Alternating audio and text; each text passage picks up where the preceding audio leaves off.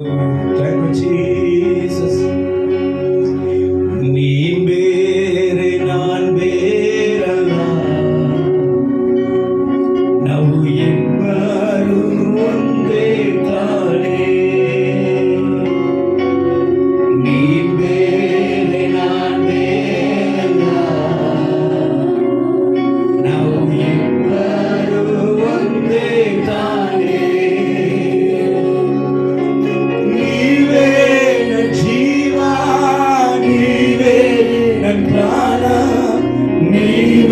ನನ್ನ ಧ್ಯಾನ, ನೀವೇ ಎಲ್ಲ, ನೀವೇ ನನ್ನ ಜೀವ, ನೀವೇ ನನ್ನ ಪ್ರಾಣ, ನೀವೇ ನನ್ನ ಧ್ಯಾನ, ನೀವೇ ಎಲ್ಲ. ದೇವರ ಮನೆ ನನ್ನಲ್ಲಿ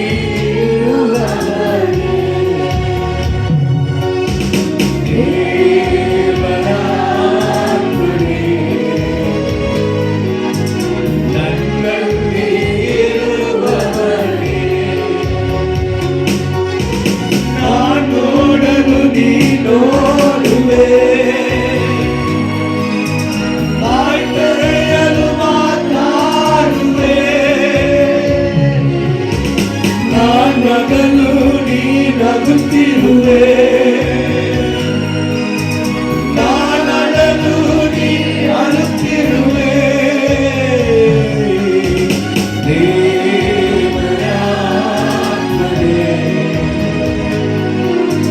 ನನ್ನಲ್ಲಿ ಇರುವವರೇ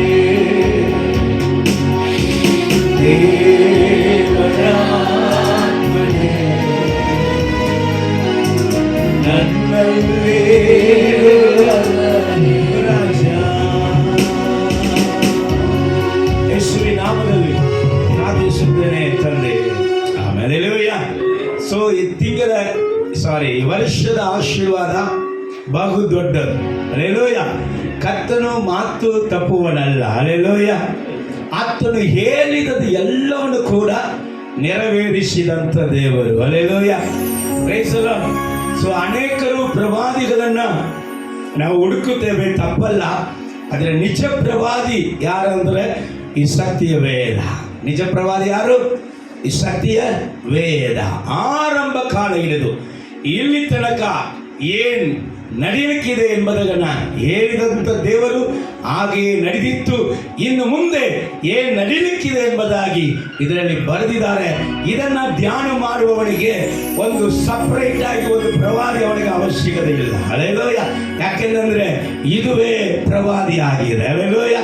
ದೇವರ ನಾಮಕ್ಕೆ ಮಹಿಮೆ ಉಂಟಾಗಲಿ. ಕರ್ತನು ಅದರ ಕಾಲದಲ್ಲಿ ಅದರ ಕಾರ್ಯವನ್ನ ಸರಿಯಾಗಿ ಮಾಡುವಂತ ದೇವರು. ಗಮನಿಸಿ, ಈ ದಿನ ನಮಗಿದೆ. ಇದು ಹೋದ ಮೇಲೆ ಈ ದಿನ ಸಿಗ್ತದ?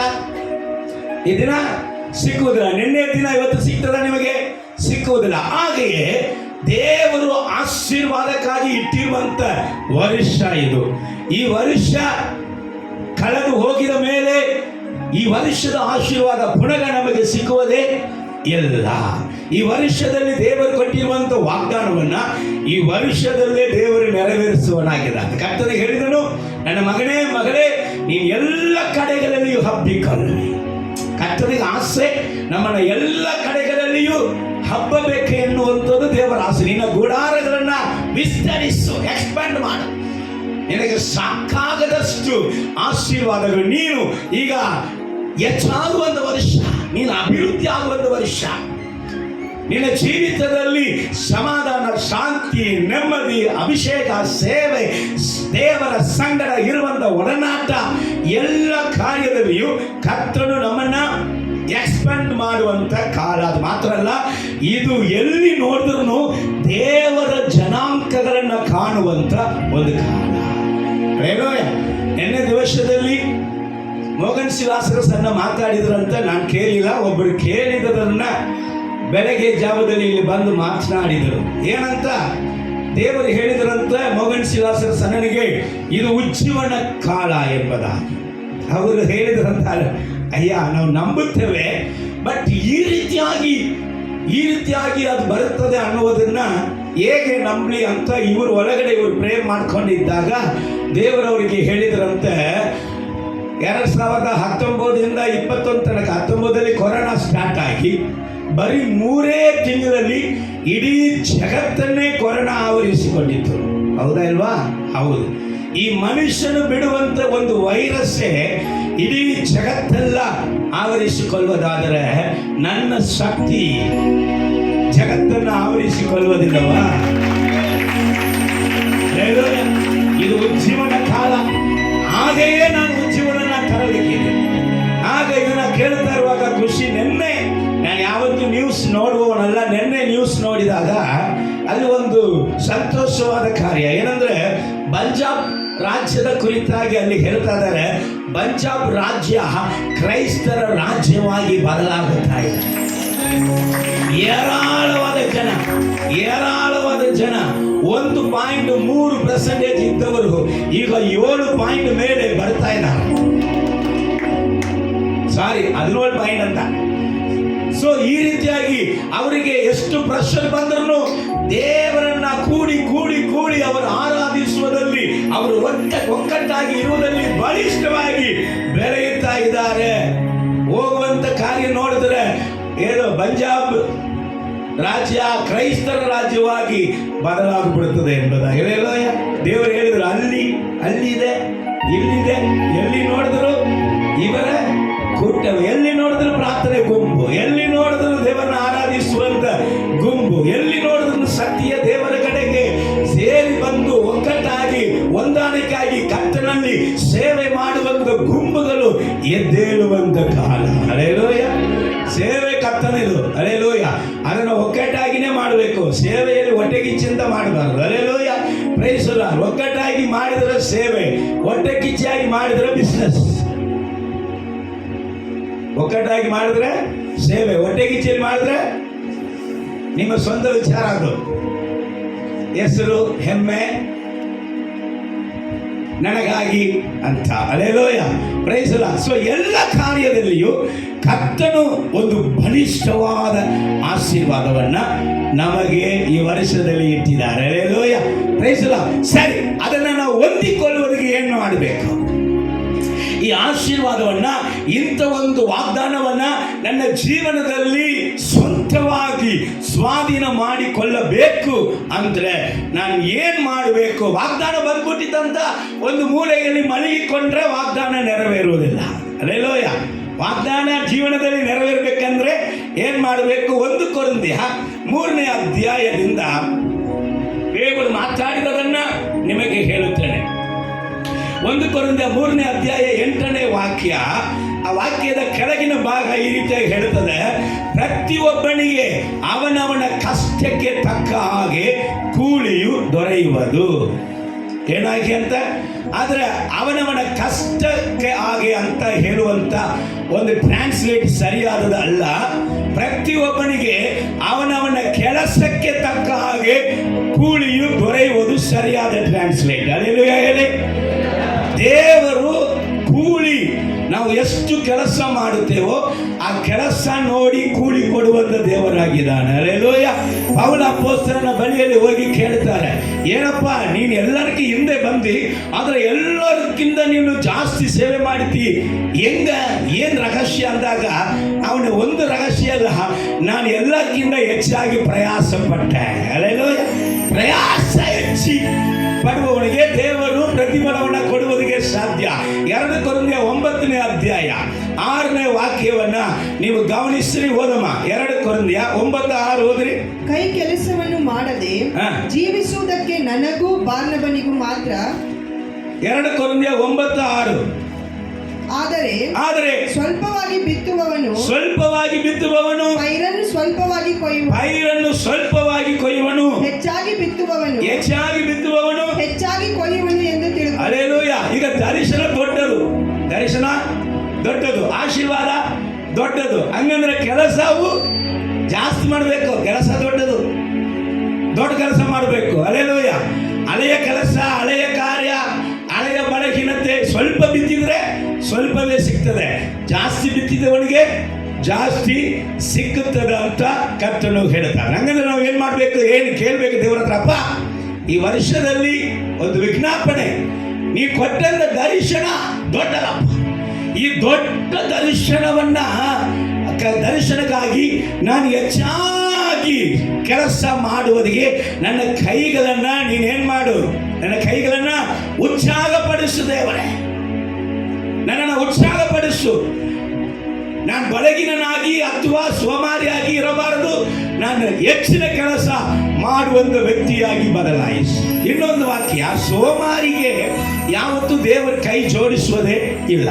ಸೋಮಾರಿಗಳಿಗೆ ದೇವರು ಯಾವತ್ತೂ ಕೈ ಜೋಡಿಸುವುದೇ ಇಲ್ಲ. ಜ್ಞಾನೋಕ್ತಿಗಳು 20ನೇ ಅಧ್ಯಾಯ 4ನೇ ವಾಕ್ಯ ನಿಮ್ಮಲ್ಲಿ ಬೇರೆ ತರ ಇದೆ, ನಾನು ಕರೆಕ್ಟಾಗಿ ಹೇಳ್ತೇನೆ. ಮೈಗಳನ್ನು ಚಳಿಯ ನಿಮಿತ್ತವಾಗಿ ಉಳುವುದಿಲ್ಲ, ಆದ ಕಾರಣ ಸುಗ್ಗಿಯಲ್ಲಿ ಅವನು ಬೇಡಿಕೊಂಡರೂ ಏನು ಸಿಕ್ಕೋದಿಲ್ಲ. ಎದರಲ್ಲಿ ಉಳುವುದಿಲ್ಲ ಅಂತೆ? ಚಳಿಯ ಕಾಲದಲ್ಲಿ, ಚಳಿಕಾಲ, ಬಿಸಿಲು ಕಾಲ, ಹೊರಗೆ ಹೋದ್ರೆ ಸ್ವೆಟ್ಟಿಂಗ್ ಜಾಸ್ತಿ ಆಗ್ತದೆ, ಬೆವರು ಜಾಸ್ತಿ ಆಗ್ತದೆ, ಹೋಗಕ್ಕೆ ಆಗಲ್ಲ, ಮೈ ನೋವ್ತಾ ಇದೆ. ಈ ಚಳಿಗಾಲ ಸ್ವಲ್ಪ ಏನ್ ಮಾಡಬೇಕು, ಬೆಳಗ್ಗೆಲ್ಲ ಮುಂಚಾನೆ ಎಲ್ಲ ಎದ್ದು ಪ್ರಾರ್ಥನೆ ಮಾಡಕ್ಕೆ ಆಗಲ್ಲ. ಚಳಿಗಾಲ ನಾನು ಸ್ವಲ್ಪ ಮಲಗಬೇಕು, ನನ್ನ ಬಾಡಿ ಸಪೋರ್ಟ್ ಮಾಡ್ತಾ ಇಲ್ಲ. ಏನು ಸಪೋರ್ಟ್ ಮಾಡ್ತಾ ಇಲ್ಲ? ಬಾಡಿ ಸಪೋರ್ಟ್ ಮಾಡಿಲ್ಲ. ಅವನಿಗೆ ಹೊಲ ಐತಂತೆ, ಹೊಲ ಐತಿ, ಆದ್ರೆ ಏನ್ ಮಾಡಿದವ?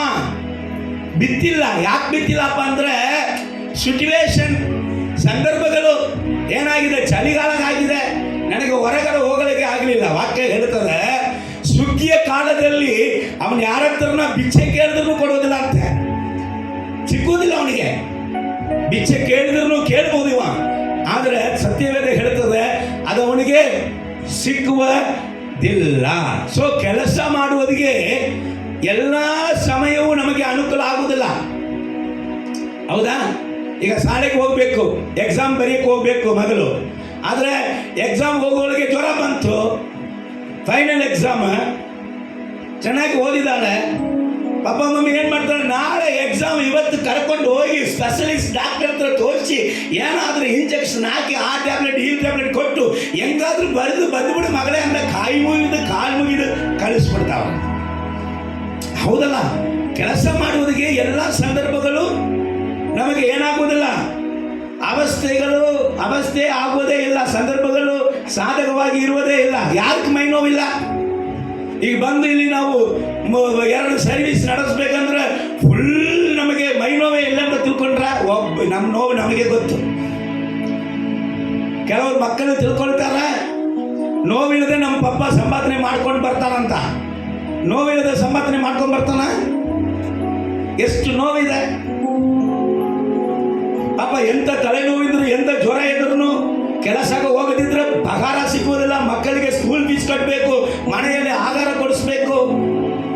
ಕ್ರಿಸ್ಮಸ್ ಬಂದ್ರೆ ಶ್ರೀಮಂತನ ಹಾಕುವಂತ ಡ್ರೆಸ್ ಇವನು ಕೇಳ್ತಾನೆ, ಚೆನ್ನಾಗಿ ಒಳ್ಳೆ ಡ್ರೆಸ್ಗಳು ಇವನಿಗೂ ಕೊಡಿಸ್ಬೇಕಂತ ಅವರ ಪ್ರಯಾಸಗಳು ಇವ್ರಿಗೆ ಹೆಂಗ್ ಗೊತ್ತು? ಮಕ್ಕಳು ಹೇಳ್ತಾರೆ, ಮಮ್ಮಿ ನಿನಗೆ ಏನ್ ಗೊತ್ತು ಮಮ್ಮಿ? ಎತ್ತವರಿಗೆ ಏನ್ ಗೊತ್ತಿಲ್ಲ, ಇವರಿಗೆ ಈಗ ಎಲ್ಲ ಗೊತ್ತು. ನಿಮಗೆ ಏನ್ ತಿಳಿಯುತ್ತದೆ? ಸೊ ಸರಿ, ಮನೆಯಲ್ಲಿ ಕೆಲಸ ಮಾಡೋದು ಈಸಿಯನ? ನನ್ನ ಹೆಂಡತಿ ನನ್ನ ಕಣ್ಣಾರ ನೋಡೀನಿ, ಆಕೆಗೆ ಬೆನ್ನು ನೋವು ಇರ್ತದೆ, ಕಾಲು ನೋವು ಇರ್ತದೆ, ಟ್ಯಾಬ್ಲೆಟ್ ಹಾಕದಂತೆ ದಿನಗಳೇ ಇಲ್ಲ. ಆದ್ರೆ ಒಂದು ದಿವಸ ಬಿಡಂದ್ರೆ ಬಿಡಂಗಿಲ್ಲ. ರಾತ್ರಿ ಬಂದು ಮಧ್ಯಾಹ್ನ ಸಮಯದಲ್ಲಿ ಬಂದು ಏನು ಅಡಿಗೆ ಮಾಡಿದೆ ಅದು ಇದಂದ್ರೆ ನಮ್ಮ ಮಕ್ಕಳು ಡಿಮಾಂಡ್ ಕೇಳ್ತಾರೆ. ಯಾಕೆ ಅವ್ರು ಮನೆಯಲ್ಲಿ ಸುಮ್ಮನೆ ಹಂಗೆ ಜೋಳಿಗೆನ ದೊಡ್ಡಲಲ್ಲಿ ಮಳ್ಕೊಂಡ್ರ ನೋವೈತಿ. ಬಟ್ ವಾಕ್ಯ ಹೇಳ್ತದೆ, ಗಮನಿಸ್ರಿ. ಕೀರ್ತನೆ 126ನೇ ಅಧ್ಯಾಯ 5ನೇ ವಾಕ್ಯ 6ನೇ ವಾಕ್ಯ ಹೇಳ್ತದೆ, ಆಳುತ್ತಾ ಬಿತ್ತುವವರು ಹಾಡುತ್ತಾ ಕೊಯ್ಯುವವರು. ಏನ್ ಮಾಡಬೇಕು? ಬಿತ್ತುವಾಗ ಅಳಬೇಕು, ಬಿತ್ತುವಾಗ ಕಣ್ಣೀರೇ. ಅಲ್ಲೇಲೂಯ. ಚಳಿಗಾಲವಾಗಿರ್ಲಿ, ಬಿಸಿಲು ಕಾಲವಾಗಿರ್ಲಿ, ಬಿತ್ತುವುದಕ್ಕೆ ದೇವರು ನೆಲವನ್ನು ಕೊಟ್ಬಿಟ್ರ, ಬೀಜವನ್ನು ಕೈಯಲ್ಲಿ ಕೊಟ್ಬಿಟ್ರ, ಕಷ್ಟಪಟ್ಟುಕೊಂಡು ಹೋಗಿ ಏನ್ ಮಾಡಬೇಕು? ಬಿತ್ತಬೇಕು. ಅವನು ಅಳುತ್ತಾ ಬಿತ್ತುವಾಗ ನರನ ಹಾಡುತ್ತಾ ಏನ್ ಮಾಡ್ತಾನೆ? ಕೊಯ್ಯುತ್ತಾನೆ. ಹಲ್ಲೆಲೂಯಾ. ಕೆಳಗಡೆ ವಾಕ್ಯ ಹೇಳ್ತದೆ ನೋಡಿ, ದುಃಖಿಸುತ್ತಾ ಬೀಜವನ್ನು ತೆಗೆದುಕೊಂಡು ಹೋಗುವವನು ಹರ್ಷಿಸುತ್ತಾ ಚಿವುಡುಗಳನ್ನು ಹೊತ್ತುಕೊಂಡು ಬರುತ್ತಾನೆ. ಹಲ್ಲೆಲೂಯಾ. Praise the lord. ದುಃಖ ಏನನ್ನ ಬೀಜವನ್ನು ತೆಗೆದುಕೊಂಡು ಹೋಗುವಾಗ ಅನೇಕ ವೇದನೆ, ಅನೇಕ ಕಷ್ಟ. ಆದರೆ ಅದೇ ಅವನು ಏನ್ ಮಾಡ್ತಾ ಇದ್ದಾನೆ? ಸುಗ್ಗಿಯ ಕಾಲದಲ್ಲಿ ಚಿವುಡುಗಳನ್ನ ಕಟ್ ಮಾಡಿ ತಗೊಂಡ್ಬರುವಾಗ ಅವನ ಜೀವಿತದಲ್ಲಿ ಹರ್ಷ ಉಂಟಾಗುತ್ತದೆ ಎಂಬುದಾಗಿ. ಅದ ಕಾರಣ 2025 ಆಶೀರ್ವಾದ ವರ್ಷವೇ ಸತ್ಯ, ಆದರೆ ಸೋಮಾರಿಗಳಿಗಲ್ಲ. ಹಲ್ಲೆಲೂಯಾ. ಆಶೀರ್ವಾದ ವರ್ಷ ಸೋಮಾರಿಗಳಿಗಲ್ಲ. ದೇವರ ವಿಷಯದಲ್ಲಿ, ದೇವರು ಕೊಟ್ಟಂತ ಸಕಲ ಕಾರ್ಯದಲ್ಲಿ ಸ್ಟಡಿ ಆಗಿದೆಯಾ ಚೆನ್ನಾಗಿ ಓದಬೇಕು, ಕೆಲಸವಾಗಿದೆಯಾ ಚೆನ್ನಾಗಿ ಮಾಡಬೇಕು, ಬಿಸ್ನೆಸ್ ಆಗಿದೆಯಾ ಚೆನ್ನಾಗಿ ಮಾಡಬೇಕು, ಸೇವೆಯಾಗಿದೆಯಾ ಚೆನ್ನಾಗಿ ಮಾಡಬೇಕು, ಪ್ರಾರ್ಥನೆಯ ಚೆನ್ನಾಗಿ ಪ್ರಾರ್ಥನೆ ಮಾಡಬೇಕು, ಸತ್ಯ ವೇದ ಓದುವುದ ಚೆನ್ನಾಗಿ ಓದಬೇಕು. ಎಲ್ಲ ಏನಾಗಬೇಕು? ಎಲ್ಲ ಸುವಾರ್ತೆ ಸಾರುವುದ ಚೆನ್ನಾಗಿ ಸಾರಬೇಕು. ಕೆಲವರು ಹೊಟ್ಟೆಗಿಚ್ಚಿಗೆ ಪ್ರಾರ್ಥನೆ ಮಾಡ್ತಾರೆ. ಆ ರೀತಿ ಹೊಟ್ಟೆಗಿಚ್ಚಿಗೆ ಪ್ರಾರ್ಥನೆ ಮಾಡಬಾರದು. ಕರ್ತವ್ಯ ಏನ್ ಮಾಡೋದು? ಪ್ರಾರ್ಥನೆ ಮಾಡದೆ ಹೋಗಿದ್ರೆ ಏನಾದ್ರೆ ಆಕ್ಷನ್ ಆಗಿ ಸಾಯ್ತಾನೋ ಅಂತ ಭಯ, ಇಲ್ಲದಿದ್ರೆ ರಾತ್ರಿ ಮಲಗಿದ್ರೆ ಏನೇನೋ ಕನಸಲ್ಲಿ ಬರ್ತದೆ ಅಂತ ಭಯ. ಹೊಟ್ಟೆಗಿಚ್ಚಿಗೆ ಒಂದು ಪ್ರಾರ್ಥನೆ. ಯೇಸುವೇ,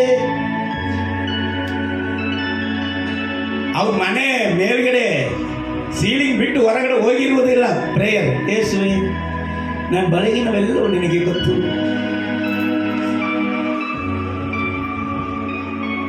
ಹಲ್ಲೆಲೂಯಾ. ನೀ ಬೆಳಗಿನ ಯಾರು ಗೊತ್ತಿಲ್ಲ. ಹಲ್ಲೆಲೂಯಾ. ಸತ್ಯವೇದ ಕರ್ತನು ಹೇಳ್ತಾನೆ, ಈ ಆಶೀರ್ವಾದ ವರ್ಷದಲ್ಲಿ ನಮ್ಮ ಕೈಗಳನ್ನ ಕೆಲಸಕ್ಕೆ ಒಪ್ಪಿಸಿಕೊಳ್ಳಿ. ಕೈಗಳನ್ನ ಹೆಚ್ಚಾಗಿ ದೇವರ ವಿಷಯದಲ್ಲಿ ಕೆಲಸ ಮಾಡುವುದಕ್ಕೆ ನಮ್ಮನ್ನ ಒಪ್ಪಿಸಿ ಕೊಡಬೇಕಾದ ವರ್ಷ. ವಾಗ್ದಾನ ಬಂದಿತ್ತಂತ ಒಂದು ಮೂಲೆಯಲ್ಲಿ ಈಸಾಕನು ಮಲಗಿಕೊಂಡಿಲ್ಲ. ಈಸಾಕನು ಅಬ್ರಹಾಮನ ಮಗ. ದೇವರು ಹೇಳಿದ್ರು, ನಿನ್ನ ಸಂತತಿಯನ್ನ ಹಿಂಗ್ ಹಿಂಗ್ ಹಿಂಗ್ ಹಿಂಗ್ ಆಶೀರ್ವದಿಸುತ್ತೇನೆ. ಅವನೇ ಸ್ವಚ್ಛಲ ಮಗ, ಅವನೇ ದೇವರ ಆಶೀರ್ವಾದಕ್ಕೆ ಯೋಗ್ಯವಾದ ಪುರುಷನು. ಆದರೂ ಕೂಡ ಈಸಾಕು ನನ್ನ ಮೇಲೆ ವಾಗ್ದಾನ ಆಯ್ತಂತ ಮಲಗಿಲ್ಲ. ಈಸಾಕು ಬರಗಾಲದಲ್ಲಿ ಬೀಜವನ್ನ ತೆಗೆದುಕೊಂಡು ಹೋಗಿ ಬೀಜ ಬಿತ್ತಿದನು. ಹಲ್ಲೆಲೂಯಾ. ಈಸಾಕು ಬೀಜ ಬಿತ್ತಿದಾಗ ಕರ್ತನು ಅವನಿಗೆ 100ರಷ್ಟು ಆಶೀರ್ವಾದವನ್ನು ಕೊಟ್ಟನು. ಹಲ್ಲೆಲೂಯಾ. ಈಸಾಕು ಹೋಗಿ ಒಂದು ಬಾವಿಯನ್ನು ಅಗಿತಾ ಇದ್ದಾನೆ.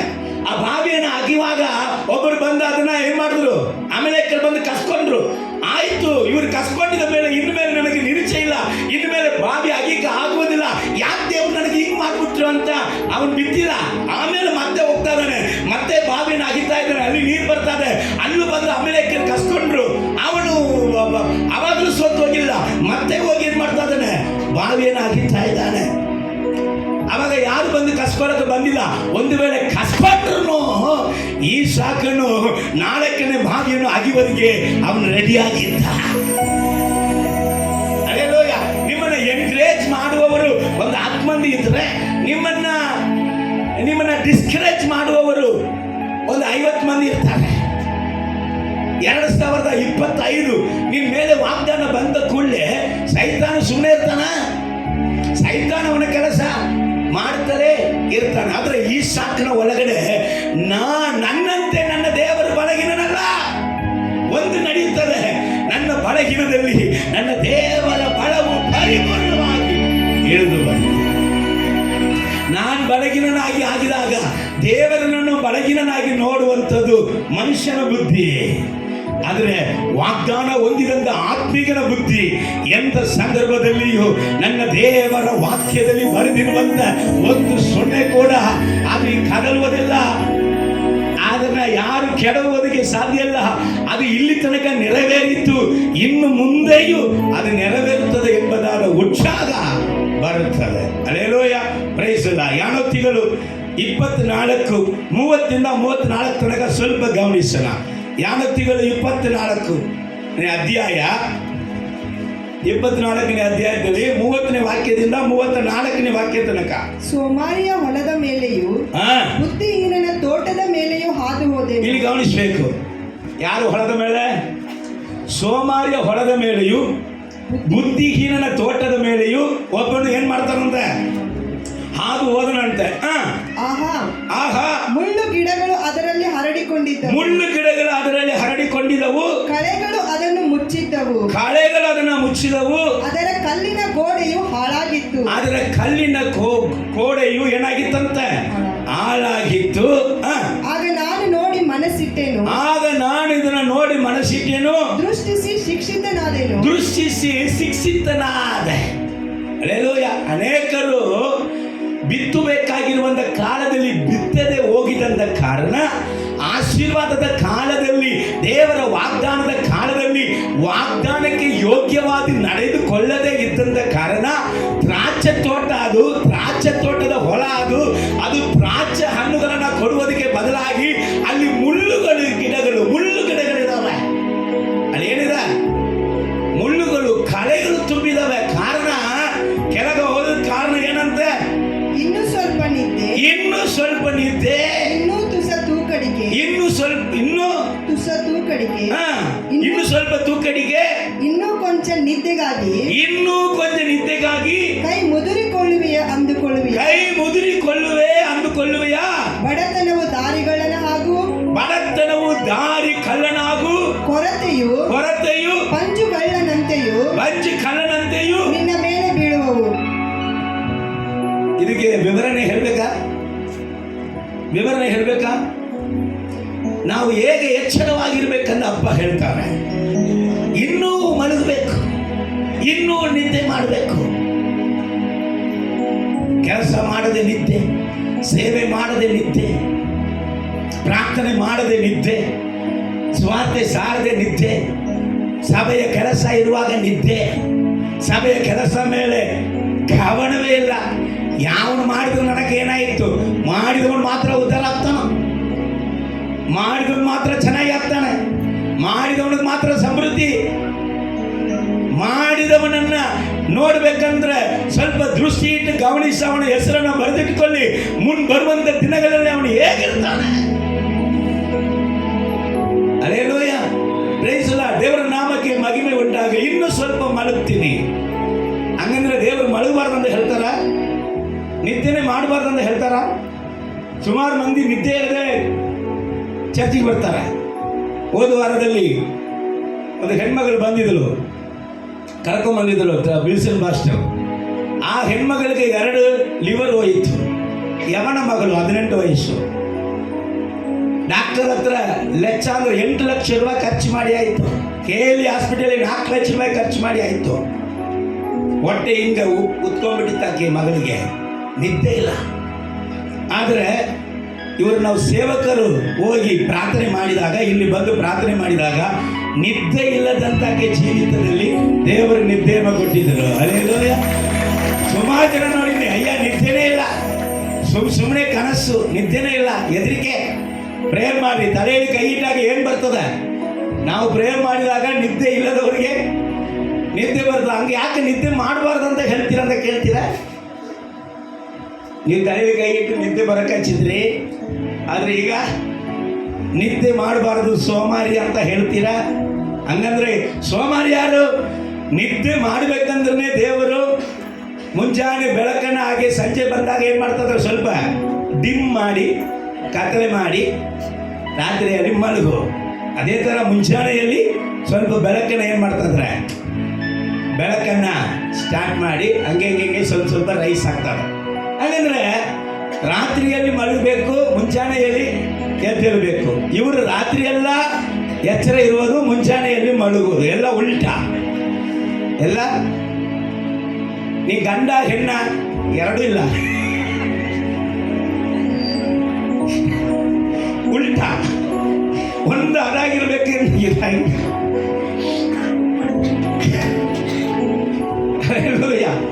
ಸೊ ಉಲ್ಟಾ ಕಥೆ ತುಂಬ ಕಷ್ಟ. ಗಮನಿಸ್ರಿ. ಹಂಗಂದ್ರೆ ಸೋಮಾರಿ ಯಾರ್ರಿ? ಕೆಲಸ ಮಾಡುವಂತ ಸಮಯದಲ್ಲಿ ಕೆಲಸ ಮಾಡದೆ ಇರುವವನು ಸೋಮಾರಿ. ಕೆಲಸ ಮಾಡುವ ಸಮಯದಲ್ಲಿ ಮಲಗಬಾರ್ದು. ಪ್ರಾರ್ಥನೆ ಮಾಡುವ ಸಮಯದಲ್ಲಿ ಪ್ರಾರ್ಥನೆ ಮಾಡಬೇಕು. ದೇವರ ಸುವಾರ್ತೆ ಸಾರುವ ಸಮಯದಲ್ಲಿ ಸುವಾರ್ತೆ ಸಾರಬೇಕು. ಅಂದ್ರೆ ದುಡಿಯುವಂತ ಸಮಯದಲ್ಲಿ, ಕೆಲಸ ಮಾಡುವ ಸಮಯದಲ್ಲಿ ನೀನು ಮಲಗುವಾಗ ನಿನಗೆ ಸತ್ಯ ವೇದ ಕೊಡುವಂತ ಹೆಸರು ಸೋಮಾರಿ. ಪ್ರಾರ್ಥನೆ ಮಾಡುವಂತ ಸಮಯದಲ್ಲಿ ನಾವು ಎಲ್ಲ, ನೀವು ಪ್ರತಿದಿನ ಒಂದು ಸಮಯ ಇಟ್ಕೊಂಡಿರ್ತೀರಾ ಪ್ರಾರ್ಥನೆ ಮಾಡೋದಕ್ಕಂತ. ಆ ಸಮಯದಲ್ಲಿ ಸ್ವಲ್ಪ ಮಲಗನ, ಆಮೇಲೆ ಎದ್ದು ಮಧ್ಯಾಹ್ನ ಪ್ರಾರ್ಥನೆ ಮಾಡೋಣ ಅಂತ ನೀವು ಮಲ್ಕೊಳ್ಬೋದು. ಆದರೆ ಕರೆ ಏನಂದ್ರೆ ಪ್ರಾರ್ಥನೆ ಆ ದಿವಸ ಮಾಡಕ್ಕೆ ಆಗೋದಿಲ್ಲ. ನಿಮಗೆ ಆ ಅನುಭವಗಳಾಗಿರ್ಬೇಕು. ಪ್ರಾರ್ಥನೆ, ದೇವರ ವಾಕ್ಯ ದಿನ ಇಷ್ಟು ಅಧ್ಯಾಯ ಓದ್ಬೇಕಂತ ನಿಮಗೆ ಒಂದು ಶೆಡ್ಯೂಲ್ ಇರ್ತದೆ.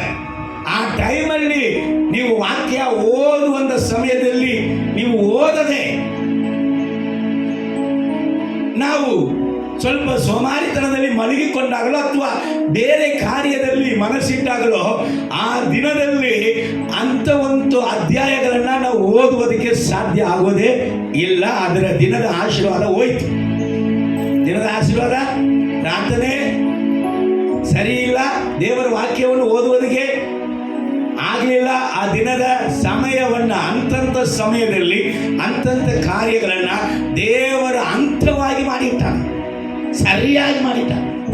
ಆದರೆ ಅದರ ಸಮಯಕ್ಕೆ ಏನಿದೆ ಅದೇ ತರ 2025 ಸ್ಪೆಷಲ್.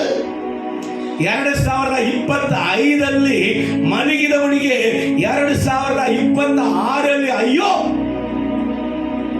ಮುಂದೆ ಬರುವಂತ ದಿನಗಳೆಲ್ಲ ಅಯ್ಯೋ. ಈ ಸಿಂಸನ್ ಹೇಳ್ತಾನಂತ ನೀನು ಅನ್ಕೊಂಡ್ರೆ ಮೋಸ ಹೋಗುತ್ತೀರಿ. ನನ್ನ ಬಾಯನ್ನ ದೇವರು ಉಪಯೋಗ ಪಡಿಸ್ತಾನ. ಈ ಸತ್ಯ ವೇದವನ್ನ ಸತ್ಯ ವೇದದ ವಾಕ್ಯವನ್ನ, ಉಪದೇಶವನ್ನ, ಈ ಬಲಿಬಿಟ್ಟವನ್ನ ನನ್ನ ಸ್ವಂತ ವಿಚಾರಕ್ಕಾಗಿ ನಾನು ಯಾವತ್ತೂ ಉಪಯೋಗ ಪಡಿಸಿಕೊಂಡಿಲ್ಲ. ನನ್ನ ದೇವರು ಸಾಕ್ಷಿ. ಹಾಗಿದ್ರೆ ನನ್ನ ದೇವರು ನನಗೆ ದಂಡನೆ ಕೊಡಲಿ. ಇದನ್ನ ಪಾಸ್ಟರ್ ನನಗೆ ಮಾತಾಡ್ತಾನೆ ಎಂಬುದಾಗಿ ಹೇಳಿಕೊಂಡು ಪಾಸ್ಟರ್ ಮಾತಂದ ಈ ಕಿವ್ಯಾಕ್ ಬಿಟ್ರೆ ನಿನಗೆ ಅಯ್ಯೋ ದೇವರ ಮಗನೇ, ದೇವರ ಮಗಳೇ. ಈ ಸತ್ಯವೇದ ಸತ್ಯವು ದೇವರನ್ನ ಬಾಯನ್ನು ಉಪಯೋಗಪಡಿಸುವಾಗ, ಸಭೆಯಲ್ಲಿ ಪರಿಶುದ್ಧ ಆತ್ಮನು ಮಾತಾಡುವಾಗ ಕಿವಿ ಉಳ್ಳವರು ಕೇಳಿ. ನೀನು ಆಶೀರ್ವಾದವಾಗಿರ್ಬೇಕ್ರಿ, ನೀವು ಸಮೃದ್ಧಿಯಾಗಿರ್ಬೇಕ್ರಿ, ನೀವು ಬೆಳೆಯಬೇಕ್ರಿ, ನೀವು ಹರಡಿಕೊಳ್ಬೇಕ್ರಿ, ನೀವು ಹಬ್ಬಿಕೊಳ್ಳಬೇಕ್ರಿ. ಈ ವರ್ಷದಲ್ಲಿ ದೇವರು ನಿಲ್ಲಿಸುವವನನ್ನ ಆತನು ಬರುವ ತನಕ ನಿಲ್ಲಿಸುವಂತ ದೇವರಾಗಿದ್ದಾನೆ. Hallelujah, praise the lord. ಆದ ಕಾರಣ ಈ ವರ್ಷದಲ್ಲಿ ನಾವು ಹೇಗಿರಬೇಕು? ನಾವು ಉತ್ಸಾಹವುಳ್ಳವರಾಗಿ ಇರಬೇಕಾಗಿರುವುದು ಅವಶ್ಯ ಎಂಬುದಾಗಿ ಹೇಳಿ ಎರಡನೇ ಕಾರ್ಯ ಹೇಳೋದಕ್ಕೆ ಬಯಸುತ್ತೇನೆ. ಮೊದಲನೇ ವಿಷಯ, ನಾವು ಉತ್ಸಾಹವಾಗಿರುವುದಕ್ಕಾಗಿ ಪ್ರಾರ್ಥನೆ ಮಾಡಬೇಕು. ನಾವು ಹೆಚ್ಚಾಗಿ ಸೇವೆಯಲ್ಲಿಯೂ ಸಕಲ ಕಾರ್ಯದಲ್ಲಿಯೂ ಹೆಚ್ಚಾಗಿ ದುಡಿಬೇಕು. ಹೆಚ್ಚಾಗಿ ದುಡಿಯುವಂತ ಒಂದು ಅಭಿಷೇಕವನ್ನ ದೇವರ ಬಳಿಯಲ್ಲಿ ಕೇಳಿ. ಯಾಕಂದ್ರೆ ದರ್ಶನ ದೊಡ್ಡದು, ಆಶೀರ್ವಾದ ದೊಡ್ಡದು, ಕೆಲಸ ಏನಾಗಬೇಕು? ದೊಡ್ಡ ಕೆಲಸ ನಾವು ಮಾಡಬೇಕಾಗಿರುವುದು ಅವಶ್ಯ. ಎರಡನೇದಾಗಿ ದೇವರ ಚಿತ್ತವನ್ನ, ಅಂದ್ರೆ ರೆವಲೇಷನ್, ದೇವರ ಚಿತ್ತವನ್ನ, ದೇವರ ರೆವಲೇಷನ್ ಅನ್ನ, ದೇವರು ಕೊಡುವಂತ ಪ್ರಕಟಣೆಯನ್ನ, ದೇವರ ನಡೆಸುವಿಕೆಯನ್ನ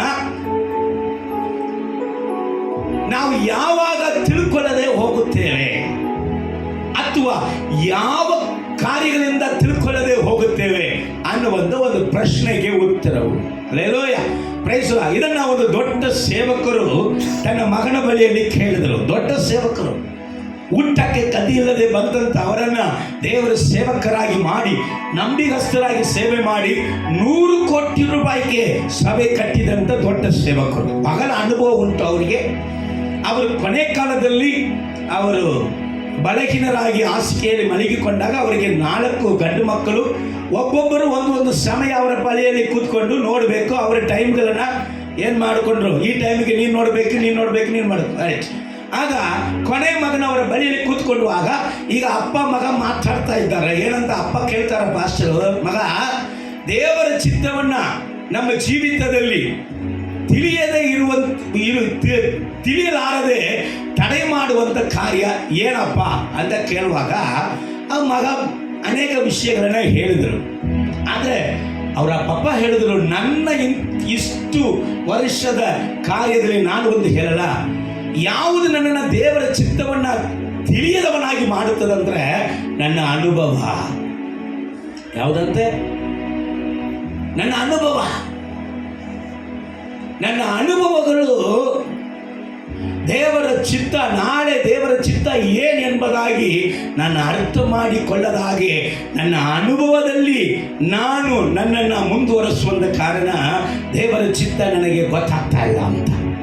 ನಿಮಗೂ ಅರ್ಥ ಆಗ್ತಾ ಇಲ್ವಲ್ಲ? ಅರ್ಥ ಆಗ್ತಲ್ಲ. ಅನುಭವ ಅಂದ್ರೆ ನೋಡಿ, ಈಗ ಹೊಟ್ಟೆ ನೋವು ಅಂತ ಅನೇಕರು ಪ್ರಾರ್ಥನೆಗೆ ಬರ್ತಾರೆ. ಒಬ್ಬರಿಗೆ ಹೊಟ್ಟೆ ನೋವಿಗಾಗಿ ನಾವು ಪ್ರೇಯರ್ ಮಾಡಿದ್ದೀವಿ, ಹೊಟ್ಟೆ ನೋವು ಹೀಲಿಂಗ್ ಆಯಿತು. ಅದೇ ಹೊಟ್ಟೆ ನೋವಿಗಾಗಿ ಎಲ್ಲರಿಗೂ ಅದೇ ಪ್ರೇಯರ್ನ ಮಾಡೋಕ್ಕಾಗುತ್ತಾ? ಹೊಟ್ಟೆ ನೋವು ಎಲ್ಲರಿಗೂ ಒಂದೇ ಹೊಟ್ಟೆ ನೋವೇ.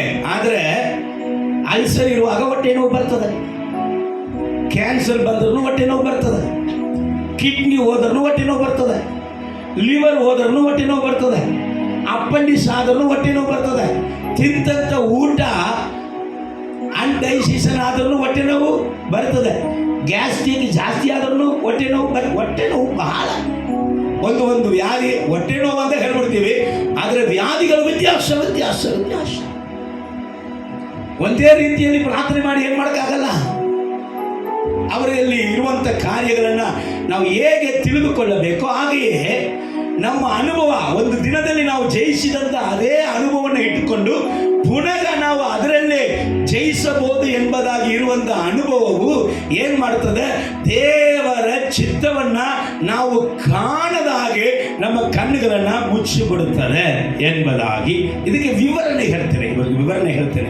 ಒಬ್ಬ ವ್ಯಕ್ತಿ ಹೇಗಿದ್ದ, ಅವನ ಅನುಭವ ಮೇಲೆ ಮನಸ್ಸಿಟ್ಟವನು ಒಬ್ಬನು, ಅನುಭವ ಮೇಲೆ ಮನಸ್ಸಿಡದೆ ಯಾವಾಗಲೂ ದೇವರ ಬಳಿಯಲ್ಲಿ ಆತನ ಚಿತ್ತವನ್ನು ವಿಚಾರಿಸಿದವನು ಒಬ್ಬನು. ಈ ಇಬ್ಬರ ಕುರಿತಾಗಿ ನಿಮಗೆ ತಿಳಿಸಿ ಹೇಳಕ್ಕೆ ಬಯಸುತ್ತೇನೆ.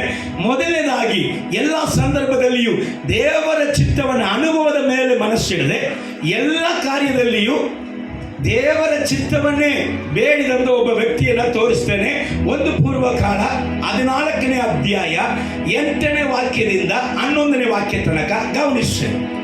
ಇಸ್ರಾಯೇಲರೆಲ್ಲರೂ ದಾವೀದನನ್ನು ಅಭಿಷೇಕಿಸಿ ತಮ್ಮ ಅರಸನನ್ನಾಗಿ ಮಾಡಿಕೊಂಡರೆಂಬ ವರ್ತಮಾನವು ಫಿಲಿಷ್ಟಿಯರಿಗೆ ಮುಟ್ಟಿದಾಗ ಅವರು ಅವನನ್ನು ಹಿಡಿಯುವುದಕ್ಕೆ ಹೊರಟರು. ದಾವೀದನು ಇದನ್ನು ಕೇಳಿ ತಾನು ಅವರ ಎದುರಿಗೆ ಹೋದನು. ಫಿಲಿಷ್ಟಿಯರು ದೇಶದೊಳಗೆ ನುಗ್ಗಿ ರೆಫಾಯಿಮ್ ತಗ್ಗಿನಲ್ಲಿ ಸುಲಿಗೆ ಮಾಡುತ್ತಿದ್ದರಿಂದ ದಾವೀದನು ದೇವರಾದ ಯೆಹೋವನನ್ನು ನಾನು ಫಿಲಿಷ್ಟಿಯರಿಗೆ ವಿರೋಧವಾಗಿ ಹೋಗಬಹುದು. ನೋಡಿ, ಗಮನಿಸಿ. ಈಗ ದೇವರು ದಾವೀದನನ್ನು ಆಶೀರ್ವದಿಸಿದರು, ಆದರೆ ವೈರಿ ಸುಮ್ಮನೆ ಇರ್ತಾನ? ಇಲ್ಲ. ಇಸ್ರಾಯೇಲ್ಗೂ ಫಿಲಿಷ್ಟಿಯರಿಗೆ ಏನಪ್ಪ ಸಂಬಂಧ ಇಲ್ಲ. ಆದರೆ ಇಸ್ರಾಯೇಲರಲ್ಲಿ ದೇವರನ್ನು ಆಶೀರ್ವದಿಸಿದಾಗ ವೈರಿಯು ಫಿಲಿಷ್ಟಿಯನಾಗಿ ಎದ್ದು ಬರ್ತಾನೆ. ಸಂಬಂಧ ಇಲ್ಲದೆ ನಿನಗೆ ವಿರುದ್ಧವಾಗಿ ಜನರು ಎದ್ದು ಬರ್ತಾರೆ, ಸಂಬಂಧ ಇಲ್ಲದೆ ಬರ್ತಾರೆ. ಆದರೂ ಸೈತಾನ ಕಳಿಸ್ತಾನೆ. ಸರಿ, ಬಂದಾಗ ಈ ದಾವೀದನು ಕೇಳ್ತಾನೆ ದೇವರ ಬಳಿಯಲ್ಲಿ ಹೋಗಿ, ದೇವರೇ, ಈ ಫಿಲಿಷ್ಟಿಯನ ನನಗೆ ವಿರುದ್ಧವಾಗಿ ಬರ್ತಾನೆ, ನಾನು ಯುದ್ಧಕ್ಕೆ ಹೋಗಲ್ಲ, ನನಗೆ ಜಯವನ್ನು ಕೊಡ್ತೀಯ ಇವನ ಮೇಲೆ ಅಂತ ಕೇಳ್ತಾನೆ. ಅವಾಗ ದೇವರು ಏನಂತರು? ಹೋಗಿ ಮಗನೇ, ಅವರನ್ನು ನನ್ನ ಕೈಗೆ ಒಪ್ಪಿಸಿ ಕೊಡುವೆಯೋ ಎಂದು ಕೇಳಲು ಆತನು ಹೋಗು, ನಾನು ಅವರನ್ನು ನಿನ್ನ ಕೈಗೆ ಒಪ್ಪಿಸುವೆನು ಎಂದು ಉತ್ತರ ಕೊಟ್ಟನು. ನಾನು ಅವರನ್ನು ನಿನ್ನ ಕೈಗೆ ಒಪ್ಪಿಸುವೆನು ಎಂಬುದಾಗಿ ದೇವರು ಉತ್ತರವು ಕೊಟ್ಟನು. ಅಷ್ಟರಲ್ಲಿ ಬಾಳ್ ಪೆರಾಚೀಮಿಗೆ ಬಂದ ಅವರನ್ನು ದಾವೀದನು ಸೋಲಿಸಿ ಯೆಹೋವನು ಕಟ್ಟೆಯೊಡೆದ ಪ್ರವಾಹದಂತೆ ನನ್ನ ಶತ್ರುಗಳ ಮೇಲೆ ಬಿದ್ದು ಅವರನ್ನು ನನ್ನ ಮುಖಾಂತರವಾಗಿ ನಾಶ ಮಾಡಿದ್ದಾನೆಂದು ಹೇಳಿದ್ದರಿಂದ ಆ ಯುದ್ಧ ಸ್ಥಳಕ್ಕೆ ಬಾಳ್ ಪೆರಾಚೀಮ್ ಎಂದು ಹೆಸರಾಯಿತು. ಏನು ಹೇಳ್ತದೆ? ಯುದ್ಧಕ್ಕೆ ಹೋಗಂತ ದೇವರು ಹೇಳಿ ಅಲ್ಲಿ ಯುದ್ಧದಲ್ಲಿ ದೊಡ್ಡ ಜಯವನ್ನ ದಾವೀದನಿಗೆ ದೇವರು ಕೊಟ್ಟಾಗ ದೇವರು ಯೆಹೋವನು ನನಗೆ ಜಯವನ್ನ ಕೊಟ್ಟಿದ್ದನು ಎಂಬುದಾಗಿ ಹೇಳಿ ಅದಕ್ಕೆ ಒಂದು ಹೆಸರನ್ನ ಇಟ್ಟ. ರೈಟ್, ಇದು ಮುಗೀತು. ಇದು ಒಂದು ಅನುಭವ. ಯಾರು ವೈರಿ? ಫಿಲಿಷ್ಟಿಯನು ವೈರಿ. ಆಯ್ತು, ಆಲ್ರೆಡಿ ಯುದ್ಧಕ್ಕೆ ಬಂದ, ದೇವರು ಅವನಿಗೆ ದೊಡ್ಡ ಜಯವನ್ನ ಕೊಟ್ಟಿದ್ರು. ಈಗ 13ನೇ ವಾಕ್ಯ ಓದಿ. 13ನೇ ವಾಕ್ಯ. ಫಿಲಿಷ್ಟಿಯರು ಅದೇ ಫಿಲಿಷ್ಟಿಯರು ಅದೇ ಫಿಲಿಸ್ಟಿಯನು ಇನ್ನೊಮ್ಮೆ ಬರ್ತಾನೆ. ಅದೇ ತಗ್ಗಿನಲ್ಲಿ ಸುಲಿಗೆ ಮಾಡುತ್ತಿದ್ದರು. ಅದೇ ತಗ್ಗಿನಲ್ಲಿ ಸೇಮ್ ಪ್ಲೇಸ್ ಸೇಮ್ ವೈರಿ ಬರ್ತಾನೆ. ಈಗ ದಾವಿದಾಗಿದ್ರೆ ಅವತ್ತು ದೇವರು ಜಯ ಕೊಟ್ಟರಲ್ಲ, ಇವತ್ತು ಆ ಯುಕ್ತಿಯನ್ನೇ ಉಪಯೋಗಪಡಿಸೋಣ, ದೇವರನ್ನ ಯಾಕೆ ಕೆಣಕ್ಬೇಕಂತ ಅವನ ಆಲೋಚನೆ ಮಾಡಿರ್ಬೇಕಾಯಿತು. ನಾವಂದ್ರೆ ಹಂಗೆ ಮಾಡಿರ್ತೀವಿ ಸುಮ್ಮನೆ. ಅವತ್ತು ಹೆಂಗೆ ಮಾಡಿದೀವಲ್ಲ, ಇವತ್ತು ಅದೇ ರೀತಿಯಾಗಿ ಮಾಡಿದರೆ ಏನಾಗ್ಬಿಡ್ತದೆ? ಸೇಮ್ ಕೇಸ್, ಸೇಮ್ ಒಂದೇ ಥರನೇ ಇರ್ತದೆ. ಸೇಮ್ ಸ್ಥಳ, ಅದೇ ಸ್ಥಳಕ್ಕೆ ಬಂದಾನೆ, ಅದೇ ವೈರ್ಯ ಬಂದಾನೆ. ಅನುಭವ ಐತಿ. ಇವರು ಪಾಸ್ಟರ್ ಹೇಳಿದ ಹೌದು, ನನ್ನ ಅನುಭವ ಇದೆಯಲ್ಲ, ಆ ಅನುಭವನ ಇಟ್ಟುಕೊಂಡು ನಾವು ಇದನ್ನ ಮಾಡ್ಬಿಡೋಣ. ಸೇಮ್ ಪ್ರಾಬ್ಲಮ್, ಸೇಮ್ ವ್ಯಾಧಿ, ಸೇಮ್ ವೈರಿ, ಅದೇ ಇಕ್ಕಟ್ಟು, ಅದೇ ಸಿಚುವೇಶನ್ ಬರ್ತದೆ. ಆಲ್ರೆಡಿ ನಮಗೆ ಅನುಭವ ಉಂಟು. ಅದರ ಅನುಭವದಲ್ಲಿ ಇದನ್ನು ಕೂಡ ಮಾಡಿಬಿಡೋಣ ಅಂತ ಹೇಳುವುದು ಮನುಷ್ಯನ ವಿಚಾರ. ಅದರ ಆತ್ಮೀಗನು ಅಭಿಷಕ್ತನು ಅಲ್ಲಿ ಏನ್ ಮಾಡಿದ ನೋಡ್ರಿ. ದಾವೀದನು ತಿರುಗಿ ದೇವರ ಸನ್ನಿಧಿಯಲ್ಲಿ ವಿಚಾರಿಸಿದಾಗ ಅಲ್ಲಿ ನೋಡ್ರಿ, ಇದೇ ಬೇಕ್ರಿ. ಅಲ್ಲಿ ತಿರುಗಿ ನೀ 2024 ಅನೇಕ ಜಯಗಳನ್ನ ಹೊಂದಿರಬೇಕು.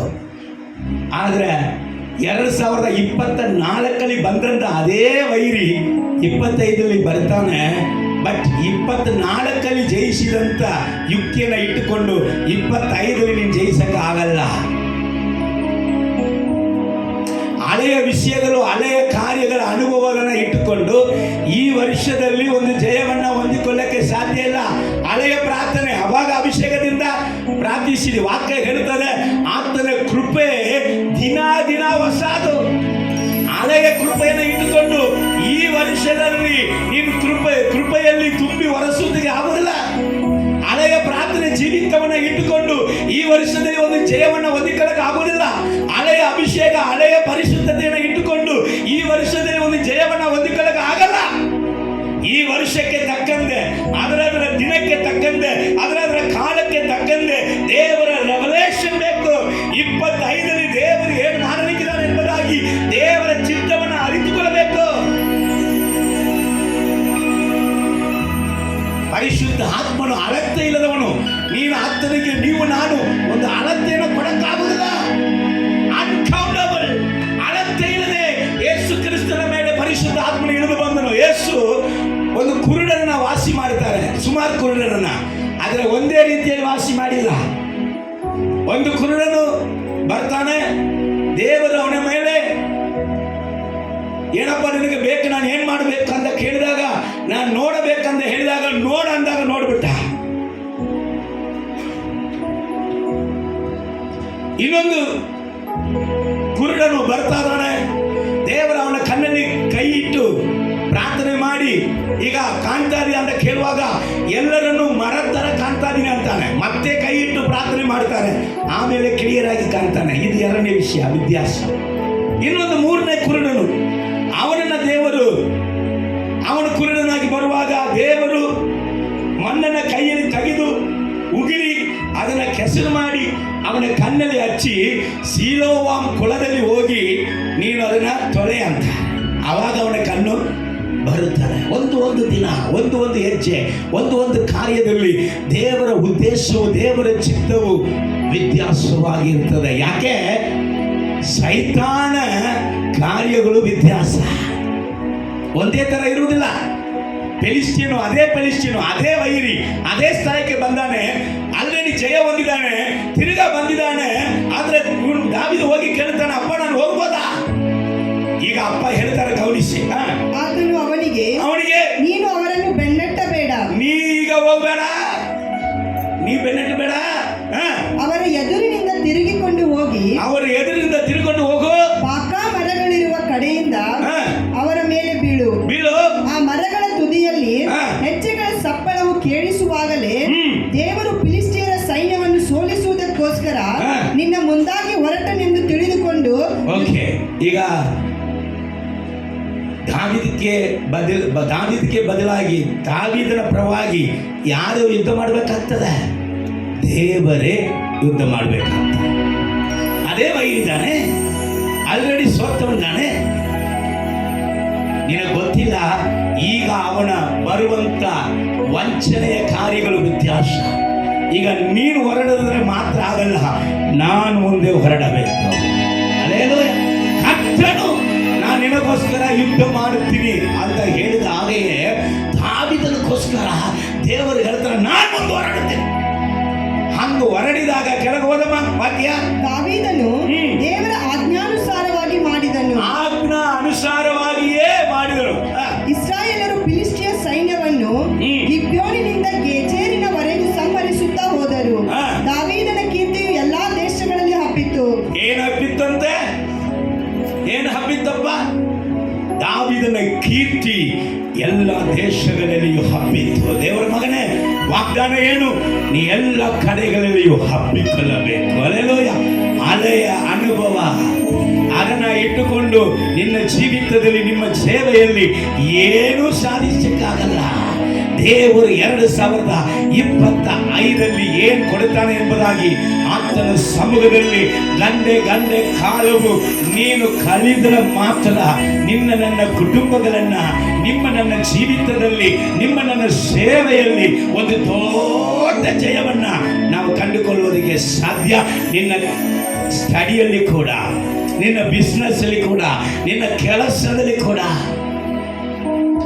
ಹೋದ ವರ್ಷ ಕೆಲಸದಲ್ಲಿ ಜಯಿಸಿರ್ಬೋದು, ಈ ವರ್ಷ ಕೆಲಸದಲ್ಲಿ ಜಯಿಸ್ಬೇಕಂದ್ರೆ ದೇವರ ಹೊಸ ರೆವಲ್ಯೂಷನ್ ಬೇಕು, ದೇವರ ಆಲೋಚನೆ ಬೇಕು.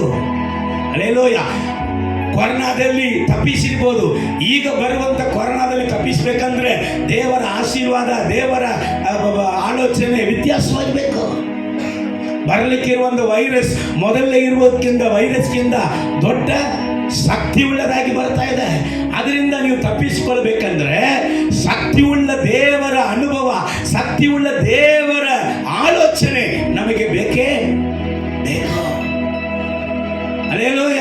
Price lord. ನಾನು ಅವತ್ತು ಯಾರಾದರೂ ಸಾಕ್ಷಿ ಹೇಳಂದ್ರೆ 1988ನೇ ಹಿಸ್ಟ್ರಿಯಲ್ಲಿ ಇವತ್ತು ಏನ್ ಮಾಡಿದ್ವಿ ಮಾರ್ಯ? 1988 ಟುಡೇ.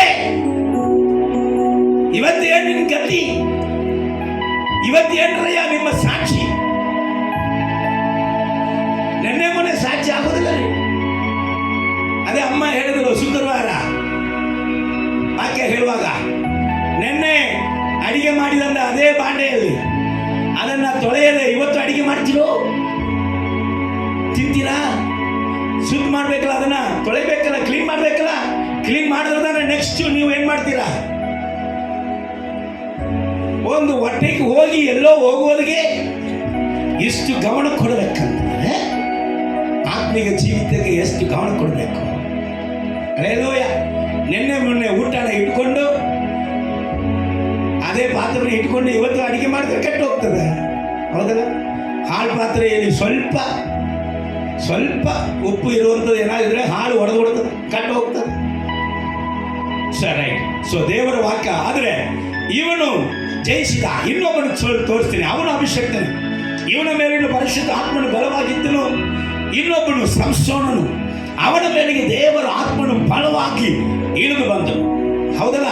ಸಂಸೋನ ಮೇಲೆ ದೇವರ ಆತ್ಮನು ಬಲಿಷ್ಠವಾಗಿದ್ದನು.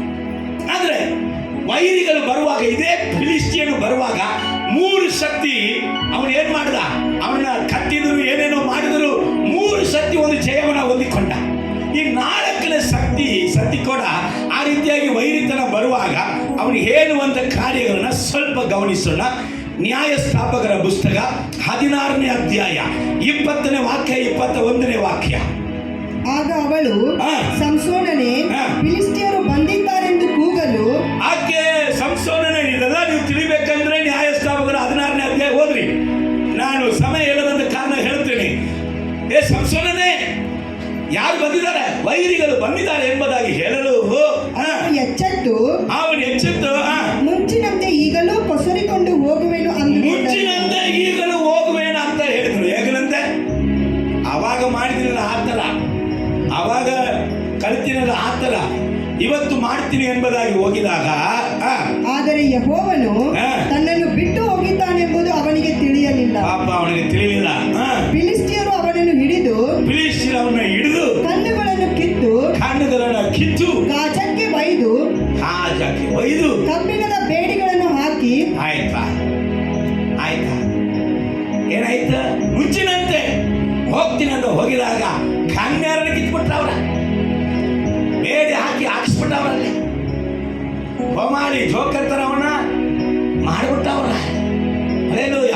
ದೇವರ ಚಿತ್ತ ಈ ವರ್ಷದಲ್ಲಿ ಏನ್ ದೇವರ ಚಿತ್ತ ಎಂಬುದಾಗಿ ನಾವು ತಿಳಿದುಕೋಬೇಕಂದ್ರೆ ನಮ್ಮ ಅನುಭವದ ಮೇಲೆ ಮನಸ್ಸಿರಬೇಕು, ದೇವರ ಚಿತ್ತ ಅನುಸಾರದ ಮೇಲೆ ಮನಸ್ಸಿರಬೇಕು. ಅಲ್ಲೇಲೂಯ. ದೇವರ ಚಿತ್ತ ಇವತ್ತೇನು, ಈ ವರ್ಷ ಏನು, ಸೇವೆಗೆ ಈ ವರ್ಷ ಏನು, ದೇವರೇ ಕುಟುಂಬವನ್ನು ನಡೆಸುವುದಕ್ಕೆ ಈ ವರ್ಷ ಏನು, ಮಕ್ಕಳನ್ನ ನಡೆಸುವುದಕ್ಕೆ ಈ ವರ್ಷ ಏನು, ನನ್ನ ಆತ್ಮಿಕ ಜೀವಿತವನ್ನ ಕಾಪಾಡಿಕೊಳ್ಳುವುದಕ್ಕೆ ಈ ವರ್ಷ ನಾನು ಏನ್ ಮಾಡ್ಬೇಕು? ಅಲ್ಲೇಲೂಯ. ಕರ್ತನ ನಾಮಕ್ಕೆ ಮಹಿಮೆ ಉಂಟಾಗಲಿ. ಅವಾಗ ನೀವು ಸಕಲ ಕಾರ್ಯದಲ್ಲಿಯೂ ಆಶೀರ್ವಾದವಾಗಿ ಇರ್ತೀರಾ. ನಾನು ಒಂದೇ ಒಂದು ಹೇಳಿ ಮುಗಿಸ್ತೇನೆ, ಸಮಯ ಇಲ್ಲ. ಮನುಷ್ಯನ ಬುದ್ಧಿ ಎಂತ ಅಭಿಷಕ್ತನು ಕೂಡ ಮನುಷ್ಯನ ಬುದ್ಧಿ ಬಂದುಬಿಡ್ತದೆ. ಎಲಿಯನಕ್ಕಿಂತ ಅಭಿಷಕ್ತನನ್ನ ಹೆಚ್ಚಾಗಿ ನೋಡುವುದಕ್ಕೆ ಸಾಧ್ಯ ಇಲ್ಲ. ಅಷ್ಟು ದೊಡ್ಡ ಸೇವಕನು, ಅಭಿಷಕ್ತನು, ಅದ್ಭುತ ಸೂಚಕ ಕಾರ್ಯಗಳ ಮಾಡಿದವನು ಹೇಳ್ತಾನೆ, ಒಂದು ದಿವಸ ಏನಂತಾನಂದ್ರೆ, ಇನ್ನು ಮೇಲೆ ನಾನು ಜೀವಂತವಾಗಿ ಇರಕ್ಕಾಗೋದಿಲ್ಲ, ನಾಳೆ ನಾನು ಜೀವಂತವಾಗಿ ಇರಕ್ಕಾಗಲ್ಲ, ಇವತ್ತು ನನ್ನ ಕೊಂದು ಬಿಡ್ತಾರೆ, ನಾನು ಸಾಯುವುದು ಮೇಲು ಅಂತ ಹೇಳ್ತಾ ಇದ್ದ. ಆದರೆ ಏನ್ ನಡೀತಿತ್ತಂದ್ರೆ, ಇವತ್ತು ನಂದು ಫೈನಲ್ ಎಲ್ಲ ಮುಗಿತಂತ. ಆದ್ರೆ 40 ದಿವಸ ರಾತ್ರಿ ಹಗಲು ನಡ್ಕೊಂಡು ಹೋಗ್ತಾನೆ. ಏನಪ್ಪ, ಇವತ್ತು ಸಾಯ್ತೀನಿ ಅಂತ ಹೇಳಿದೆಯಲ್ಲ, ಅದು ಮನುಷ್ಯನ ಬುದ್ಧಿ. ಆದ್ರೆ ನೀ ಸಾಯದೆ ಇವತ್ತು ದೇವರ ಬಲದಲ್ಲಿ ಓಡ್ತಾ ಇದೆಯಲ್ಲ, ಅದು ದೇವರ ಬುದ್ಧಿ. ಒಂದೇ ಒಂದು ಯೆಸಬೇಲ್ ಅವನನ್ನ ಕೆಣಕಿದಾಗ, ಆ ಒಂದು ಯೆಸಬೇಲಿಗೆ ಎದುರ್ಕೊಂಡು ನನಗೆ ಫ್ಯೂಚರೇ ಇಲ್ಲ, ನನಗೆ ಭವಿಷ್ಯಗಳೇ ಇಲ್ಲ, ಮುಗಿತಂತಾನೆ. ಅಲ್ಲೇಲೂಯ. ಸಹೋದರ ಸಹೋದರಿ, ನಿನ್ನ ಜೀವನದಲ್ಲಿ ಬರುವಂತಹ ಒಂದು ಯೆಸಬೇಲ ನಿಮಿತ್ತವಾಗಿ ನಿನ್ನ ಫ್ಯೂಚರ್ ಇಲ್ಲ ಅಂತ ಹೇಳಕ್ ಹೋಗ್ಬೇಡ. ಒಂದು ವೈರಿಯ ನಿಮಿತ್ತವಾಗಿ ನಾನು ಇನ್ನು ಮೇಲೆ ಸೇವೆ ಮಾಡಕ್ಕಾಗಲ್ಲ, ನಾ ಇನ್ನು ಮೇಲೆ ಆರಾಧನೆ ಮಾಡಕ್ಕಾಗಲ್ಲ, ನಾ ಇನ್ನು ಮೇಲೆ ನಾನು ಯಾರು ಮುಂದೆ ಹೋಗಿ ಮುಖ ತೋರ್ಸಕ್ಕೆ ಆಗಲ್ಲ, ಇನ್ನು ಮೇಲೆ ನನಗೆ ಏನು ಆಗಲ್ಲ, ಏನಾಗಲ್ಲ ಅಂತ ಮಾಡಿಕೊಂಡ. ಆದ್ರೆ ಒಂದು ಕೆಲಸ ಮಾಡ್ದ, ಅವನು ಯೆಸಬೇಲ್ ಹತ್ರ ಹೋಗಿ, ಯೆಸಬೇಲೆ ಸಾರಿ ನನ್ನ ಕ್ಷಮಿಸ್ಬಿಡು ಅಂತ ಕೇಳಿಲ್ಲ. ಮಲಗಿದನು ಯಾರ ಬಳಿಯಲ್ಲಿ ಹೋಗಿ ಮಲಗಿದ? ದೇವರ ಸಮ್ಮುಖದಲ್ಲಿ ಹೋಗಿ ಮಲಗಿದ. ಅಲ್ಲೇಲೂಯ. ಕರ್ತನು ಈಗ ಮಾತಾಡ್ತಾನೆ, ಯಾವನ್ನ ಎಬ್ಬಿಸಿ ತಿನ್ನು ನನ್ನ ಆಹಾರವನ್ನು ತಿನ್ನು ಎಂಬುದಾಗಿ ತನ್ನ ಆಹಾರವನ್ನು ಅವನಿಗೆ ತಿನ್ನಿಸಿದಾಗ ಅವನು ದೇವರ ಆಹಾರವನ್ನು ತಿಂದವನಾಗಿ ರಾತ್ರಿ ಹಗಲು 40 ದಿವಸ ದೇವರ ಬಲದಲ್ಲಿ ನಡೆದುಕೊಂಡ. ನೀನು ಹೇಳ್ಬೇಕಪ್ಪ, ಯಾವುದು ನನ್ನ ಕುಗ್ಗಿಸಕ್ಕಾಗಲ್ಲ. ನಿನ್ನ ಬಲ, ನಿನ್ನ ಹೊಸ ಕೃಪೆ, ನಿನ್ನ ಹೊಸ ರೆವಲೇಷನ್ ನನ್ನನ್ನು ಬಲಪಡಿಸಿ ಹೊಸ ಕೃಪೆಯಿಂದ ನನ್ನ ನಡೆಸುವುದಕ್ಕೆ ಸಾಧ್ಯ. ಹಲ್ಲೆಲೂಯಾ.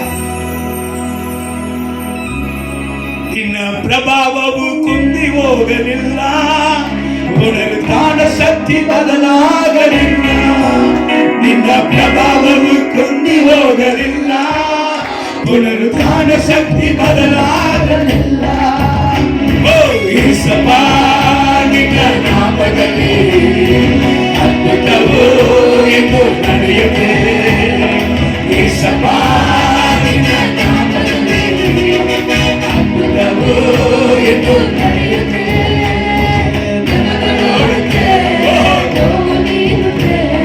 ಪಾಪಗಳು ಹಾರಿ ಹೋಗುತ್ತೆ,